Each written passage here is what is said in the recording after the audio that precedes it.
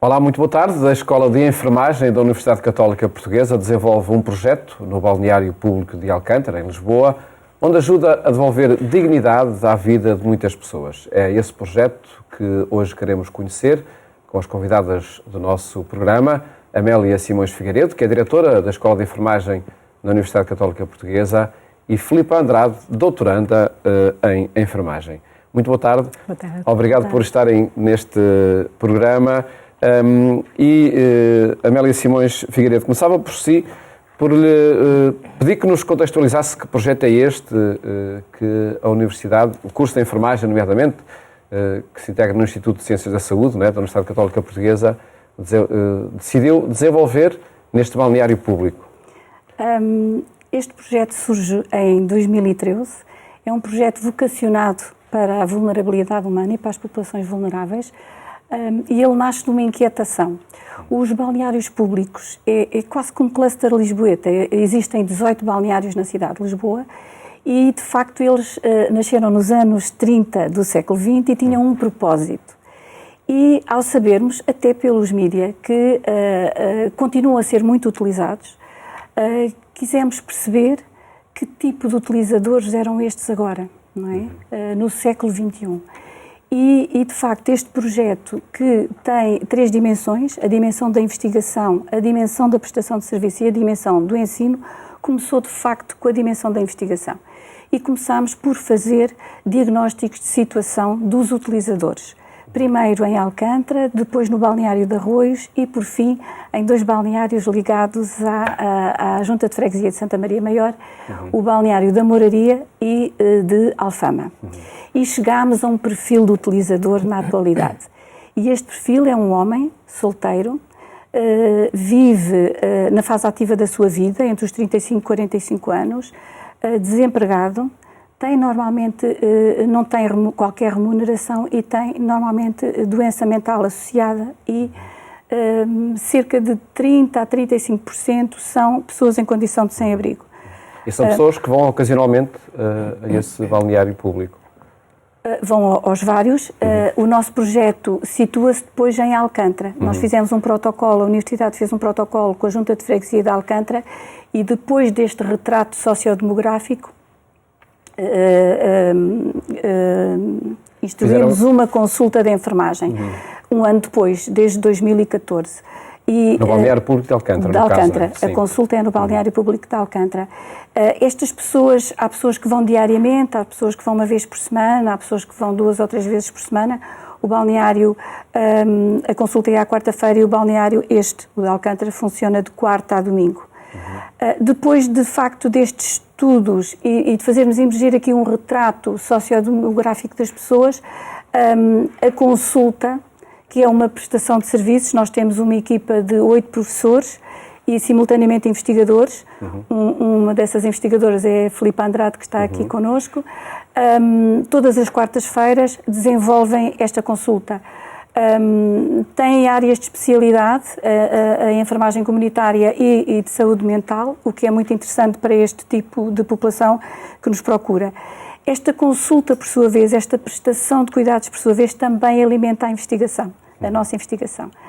Depois deste percurso, começámos também a ter um olhar para as famílias e para as famílias sem abrigo. Isto porque nós olhamos muito para a pessoa em condição de sem-abrigo, mas também existem famílias.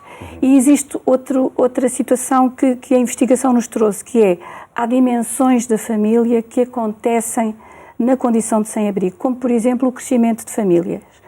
O crescimento, 2 pessoas que se encontram e na rua passam a viver em conjunto. Eu vivo com uma companheira que conheci na rua. E, às vezes, a família também cresce. E essa é uma grande preocupação, absolutamente legítima, mas é uma preocupação depois para nós. Há outro género de cuidados que é necessário ter nessas situações. Ou eu vivo com um amigo. Eu vivo na rua, mas vivo com um amigo. E, portanto, esta dimensão da família também tem sido uma grande preocupação da nossa investigação, que é seguramente uma investigação-ação, que se enquadra na missão da Universidade, em absoluto, numa investigação que não deve ser, digamos que só para consumo interno, ela tem que ter repercussões e tem que ter mais valias para as pessoas. Esta é a enfermagem que que fazemos. E, por fim, neste momento, com o Covid também, naturalmente, foi um aspecto que nos preocupou muito, porque esta população é uma população que muitas vezes não tem a capacidade de gerir o seu processo de saúde-doença, e com um recente protocolo que a Universidade fez com o NPISA, Núcleo de Planeamento e Intervenção da Pessoa Sem Abrigo, nós estamos agora a trabalhar de forma muito próxima e temos neste momento um estudo que já teve a sua primeira fase, que foi um rastreio à Covid-19, e nesta fase estamos a estudar os níveis de infecção. O estudo teve um resultado muito interessante, que foi naquela taxa de período, que foi de 29 de novembro a 15 de fevereiro, a taxa à Covid-19 na população sem abrigo é 2%, quando a taxa de período era de 18%. Portanto, isto é um dado que não nos tranquiliza, não é? Há aqui vários fatores que nós podemos pensar, desde o facto de viverem na rua, o facto mesmo que vivam em centros de acolhimento, de emergência, normalmente são antigas fábricas que têm pés direitos muito elevados, são pessoas que também têm isolamento social, portanto, temos aqui várias questões que podemos pensar. Outras vezes por medicação que fazem, são pessoas que fazem às vezes retrovirais e, portanto, essa será a segunda fase do estudo. Mas se calhar era oportuno, se me permite dizer aqui, que fazer aqui se calhar até um agradecimento, que era o Dr. Paulo Santos, que é o coordenador do NPISA, e porque naquela altura era Natal, e as situações de casos positivos à Covid-19 foi muito fácil para as pessoas que viviam em centros de acolhimento de emergência, porque era só ligar para os coordenadores e dizer vai isolar estas pessoas, mas para as pessoas que viviam na rua foi de facto um grande movimento de pessoas no NPISA e nos investigadores deste estudo da Católica para encontrar as pessoas e lhe dar um espaço de convalescença digno. E que funcionou naquela altura do Natal, eu estou-me a lembrar que isto foi por volta de 23 de dezembro, e funcionou eu creio que foi no... Mas foi possível também esse cuidado às pessoas que dar-lhe um espaço de convalescença, foi no Alfeite. No Alfeite, sim. E de facto recordo essa preocupação de como criar espaços de confinamento para quem nem sequer tinha casa, não é? Foi uma preocupação da altura e que envolveu, estamos a saber, pelo menos estou a saber agora, a Universidade Católica e este curso de enfermagem.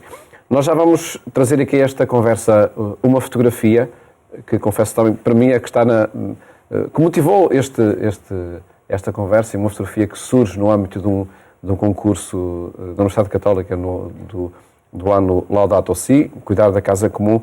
Antes falávamos com Filipe Andrade, doutorando em enfermagem, porque acredito que a tal investigação que falava a professora Amélia Figueiredo é uma doutoranda, portanto está a fazer esse processo de investigação. E qual é a sua linha de investigação? O que é que está a encontrar? Portanto, eu neste momento também faço parte deste projeto do balneário, também estou nas consultas de enfermagem do balneário de Alcântara, e a linha de investigação é sobre a parentalidade das famílias em situação ou risco de sem-abrigo. Portanto, neste momento estou a estudar estas famílias, acho que este projeto está imbuído de Laudato Si, uma vez que estamos a falar de famílias que é o núcleo cerne da sociedade, não é? Cuidar da casa comum é também das pessoas, não é? Exatamente. Como diz o Papa. E depois é famílias vulneráveis, portanto nós falamos de famílias vulneráveis que são em situação de risco ou de sem-abrigo e, portanto, são estas famílias vulneráveis, e nós também sabemos, e a Laudato Si também nos fala muito sobre a dignidade, que é a importância de uma casa que promove a dignidade da pessoa e o desenvolvimento da família. Eu penso que este projeto, este estudo poderá nos trazer um novo olhar sobre estas famílias. Este novo olhar é importante, porque nós ficamos a perceber um bocadinho as suas necessidades, as suas dificuldades, a forma como cuidam e como promovem o desenvolvimento das suas crianças, e eu acho que isto será importante na medida em que poderemos ir ao encontro das suas reais necessidades desta população. Nós percebemos que estas famílias têm uma série de necessidades. Necessidades não só de abrigo, não é? Mas também têm necessidades de alimentação, têm necessidades de higiene, têm necessidades de vestuário, necessidades até de informação, de documentação. Mas para além destas necessidades, é interessante que estas famílias também têm outro tipo de necessidades. Têm necessidades de serem acolhidas, têm necessidades de serem escutadas, têm necessidades de ser promovido a sua dignidade e principalmente não serem julgadas. Portanto, o julgamento aqui é algo muito importante. As histórias são surpreendentes destas famílias, têm-me surpreendido muito, tenho tido o privilégio de ouvir estas histórias destas famílias. Nós, de facto, nós não sabemos nada das pessoas que cruzam na rua connosco, nós não sabemos nada das pessoas. Nós olhamos, mas não vemos. Nós passamos, mas não paramos. Nós julgamos, mas não escutamos. Portanto, isto é importante porque esta é a nossa forma. Mas quando nós nos atrevemos a parar, quando nós nos atrevemos a escutar, quando nós nos atrevemos a não julgar, de facto o que acontece é que nós estamos a ouvir este clamor destas famílias em sofrimento. E isto permite-nos sair da indiferença. Portanto, esta luta que a Laudato Si nos fala muito para nós não sermos indiferentes ao sofrimento, ao clamor do pobre, ao clamor das famílias mais vulneráveis.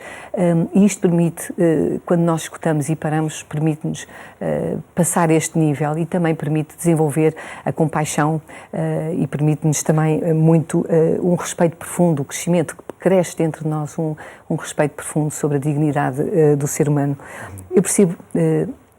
Eu tinha uma ideia que era o nós e o eles. Nós, de facto, somos um.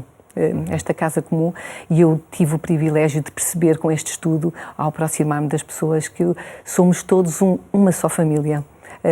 Somos uma família na medida em que nós temos... Todos somos famílias com os seus próprios sofrimentos e com as suas dificuldades a criar os seus filhos. E isso é comum a todos. Nós temos problemas que são iguais, mas também temos algumas diferenças neste tipo de famílias. As circunstâncias... É engraçado que das entrevistas que tenho feito, a circunstância ou a escolha de um momento daquela pessoa pode fazer a diferença entre o eu e o tu, mas que no fundo o tu pode ser eu, não é? É a circunstância e é uma escolha errada naquele momento e pode fazer a grande diferença. E questiono muito se isto será uma questão de sorte, não é? Ou será uma questão que nos transcende. E a propósito disso, lembro-me uma vez que eu ia com estes pensamentos, ia com estas famílias no meu pensamento e lembrei-me da passagem do Evangelho do juízo final, que dizia: se deres de comer a quem tem fome, se tiveres de beber a quem tem sede, se vestires o nu, se fores visitar quem está preso, é a mim. Este pequenino, quando fazes, é a mim que o fazes, é a mim Cristo, não é? E ia com este pensamento e de facto ia no carro e paro num semáforo, que é meu hábito passar quando vou para o trabalho, quando vou para a faculdade, e parei num semáforo. E aquele semáforo estava sempre o mesmo senhor, que era um senhor a pedir uma moeda. Mas naquele dia, de facto, parei, escutei, olhei para o senhor, tive o privilégio de baixar... Quebrou-se a indiferença. Exatamente. Não ser indiferente. E quando olho para o senhor... E baixa o ouvido para não só para dar a moeda, porque isso eu fazia, mas para devolver alguma dignidade, algum pormenor, de algum gesto, como nós quando olhamos, e podemos fazer a diferença com pequenos, simples gestos, como olhar e perguntar qual era a necessidade dele, o que é que o levava a estar ali naqueles escassos minutos, de 2 minutos do sinal, mas aquele sinal até a mim pareceu-me mais demorado. O senhor lá disse a sua necessidade e lá me explicou o que é que precisava, que eu não lhe podia responder àquela necessidade, mas podia-lhe dar a moeda e podia-lhe devolver a dignidade do meu olhar e da minha pergunta. E no fim perguntei-lhe: olhe, como é que o senhor se chama? Porque eu passava todos os dias por aquele senhor, eu não sabia o nome daquele senhor. E quando eu perguntei àquele senhor como é que ele se chamava, ele disse, com um sorriso na cara, todo contente: Cristi. Era Cristo que passava no pobre. E eu aí percebi que, de facto, o meu coração transcendeu nesse momento. E perguntava-vos se estas situações de famílias, por causa da pandemia, se agravou, sentiram que novas famílias chegavam à condição de sem-abrigo? Eu isso não lhe poderei dizer, mas poderei lhe dizer que as famílias, a circunstância de sem-abrigo a viver num quarto com 3 filhos foi muito dura. Fiquei muito sensibilizada com essa circunstância, a viver num quarto ou a viver numa casa sem condições, ou a viver com várias, porque normalmente as famílias em risco de sem-abrigo pode ser uma população que vive, por exemplo, várias famílias numa casa. Essa é uma condição de risco de sem-abrigo, ou por exemplo com o risco de despejo, mas ficaram algumas famílias na rua com o risco de despejo porque ficaram desempregados, não é? Portanto, os restaurantes ficaram desempregados e foi muito complicado. O sofrimento destas famílias foi muito grande nessa altura do Covid e já temos alguns dados, mas depois no final do estudo mostrarei o resto. Vamos também perceber em que fase é que está esse estudo para doutoramento. Antes proponho olhar de novo, no vosso caso, e para quem nos está a ver e ouvir, pode ser também olhar de novo, porque já mostramos aqui no programa Eclésia esta fotografia. Proponho de facto que possamos ver uma fotografia tirada pela Amélia Figueiredo, e que pedia que partilhasse com quem nos vê e ouve em que circunstâncias aconteceu este flash, este momento. Esta fotografia foi de facto um convite da Casos Católica para a Sustentabilidade, que no início da pandemia nos pôs todos a refletir, professores, estudantes, investigadores, amigos da Universidade Católica, sobre o que é isto da casa comum, e a importância que todos temos nesta dinâmica.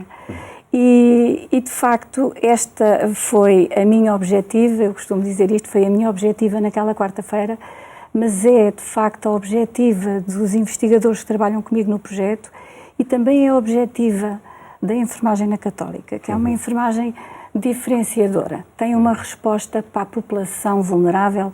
E, como dizia a Filipa, é uma enfermagem que ouve o clamor dos pobres. Esta mulher, esta fotografia, reflexos de vida num balneário, retrata uma mulher em condição de sem-abrigo, uma jovem mulher, que entre várias, não é? Mas que durante o seu dia,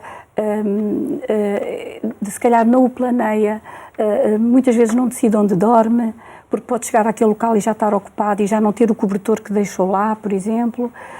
Não escolhe o que vai comer, tem alimentação, nós sabemos que várias estruturas até do NPISA trabalham para isso, mas não escolhe o que vai comer, não escolhe o rumo do seu dia e esta possibilidade de ir ao balneário, tomar um banho quente e fazer a escolha da roupa, que é o que esta fotografia retrata, e olhar para si, confere-lhe aqui alguma autodeterminação, liberdade, dignidade, poder aqui escolher, está a escolher entre 2 peças são 2 casacos e até está a escolher também sapatos. É claro que isto tudo, depois com a pandemia, os balneários fecharam, a cidade organizou-se para dar uma oferta diferente a estas populações. A fotografia mostra também um casaco sobre a cama, não é? Que estávamos a ver. É sobre um banco. Sobre um banco.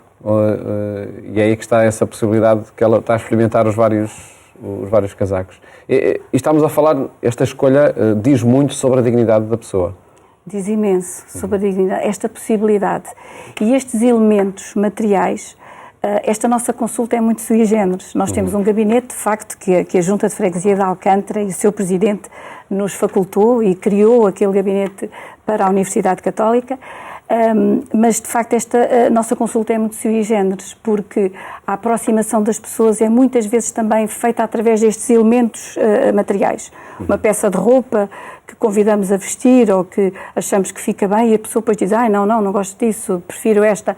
E portanto, esta escolha às vezes é a escolha do dia e da semana e, portanto, tem uma grande importância para as pessoas e porque através destes elementos materiais nós nos aproximamos desta pessoa. A professora Amélia falava ainda há pouco que, de facto, o curso de enfermagem não é só técnico, não é só uma aquisição de conhecimentos, nomeadamente este curso do Instituto de Ciências da Saúde da Universidade Católica Portuguesa experimentou também, Filipe Andrade, de facto, para além do estudar, do adquirir conhecimentos, há também esta transferência de conhecimentos para a comunidade com este projeto. Há, sem dúvida.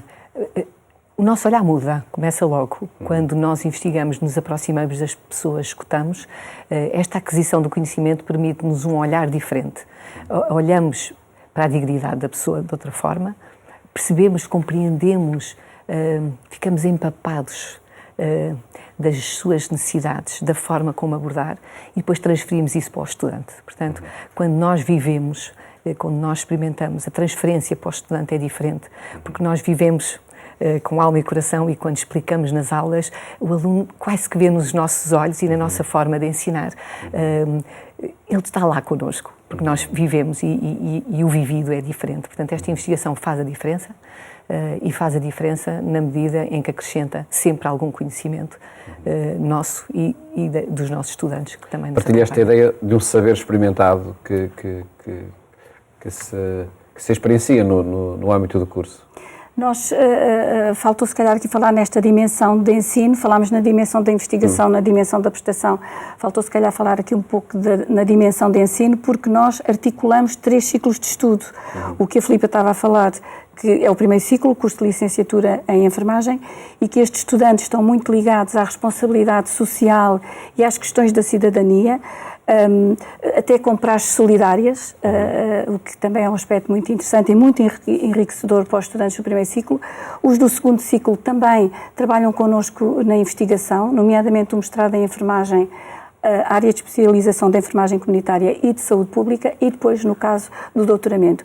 E tentamos aqui articular estas 3 dimensões, ou seja, aquilo que investigamos, transferimos através da prestação de serviços para a comunidade, e ensinamos, ou seja, estas 3 dimensões acontece na enfermagem e digamos que é uma linha da Católica, ou seja, estas 3 dimensões têm que estar sempre ligadas. E há outro aspecto que também nós fazemos no CLE, que é uma metodologia de aprendizagem-serviço.